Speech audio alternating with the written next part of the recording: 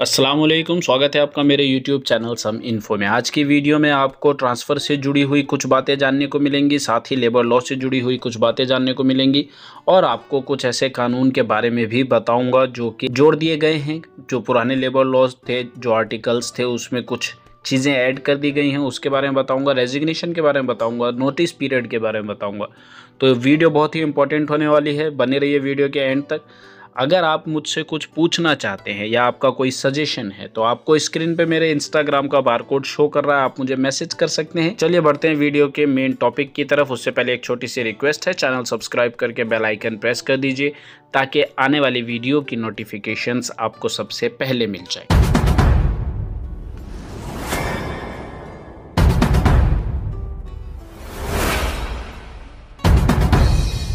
तो Saudi labour law के article 79 में कुछ चीज़ें ऐड की गई हैं जो कि रेजिग्नेशन के लिए बताया जा रहा है कि जो भी एम्प्लॉय रिज़ाइन करना चाहते हैं उनको 30 डेज़ के नोटिस पीरियड के साथ रिज़ाइन करना होगा।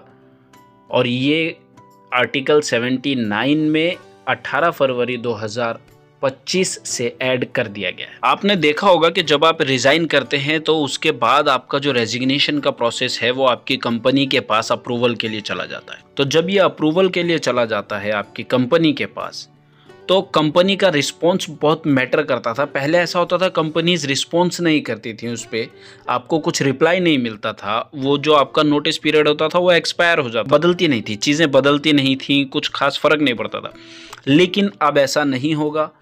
अब अगर 30 डेज के अंदर अंदर कंपनी ने आपके रेजिग्नेशन का रिस्पॉन्स नहीं दिया, नो रिस्पॉन्स आ गया अगर आपका कीवा, तो उसको जो आपका रेजिग्नेशन का जो एप्लीकेशन आपने सबमिट किया था कीवा के थ्रू, उसको एक्सेप्टेड माना जाएगा और आपका जो रिजाइन है वो कंप्लीट माना जाएगा। वहाँ पे अगर कंपनी नो रिस्पॉन्स करती है तो it shall be considered accepted upon the expiry of the notice period. मतलब कि जैसे ही 30 डेज कंप्लीट होंगे तो आपका रिजाइन जो था वो कंप्लीट मान लिया जाएगा। कोई भी एम्प्लॉय रिजाइन करेंगे 30 डेज के नोटिस पीरियड के साथ, उनका रेजिग्नेशन कीवा पे आएगा। और अगर किसी भी वजह से कंपनी टाइम से रिस्पॉन्स नहीं दे पा रही है या उसको आपका अप्रूव नहीं कर रही है तो कंपनी इसको आगे बढ़ा सकती है 60 डेज तक के लिए, उससे ज़्यादा के लिए नहीं।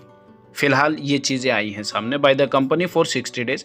कंपनी ऐसा कर सकती है, 60 डेज के लिए आगे बढ़ा सकती है आपके रेजिग्नेशन की एप्लीकेशन। तो पहले हमने देखा कि आपने रिज़ाइन किया 30 डेज के नोटिस पीरियड के साथ, कंपनी ने एक्सेप्ट किया, अप्रूव किया, कंपनी ने रिस्पॉन्स नहीं दिया या कंपनी किसी वजह से आगे बढ़ा रही है, ये मैंने आपको बताया।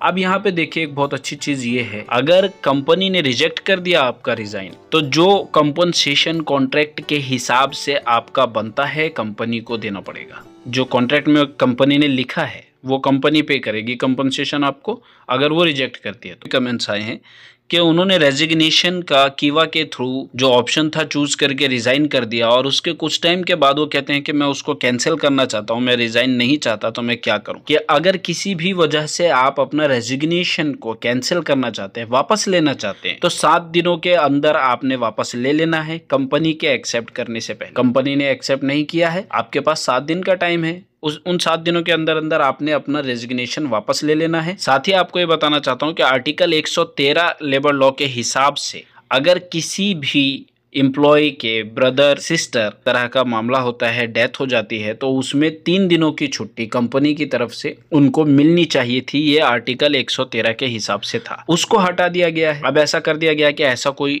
लॉ फिलहाल नहीं रहेगा, ऐसा कोई रूल नहीं रहेगा कि 3 दिन की आपको छुट्टी दी ही जाएगी। वो फिर कंपनी के आगे के आने वाली चीज़ों में हो सकता है मैं पता लगे कि इस तरह की सिचुएशन में कितने दिनों की छुट्टी कंपनी को देनी चाहिए या एक एम्प्लॉय का हक है।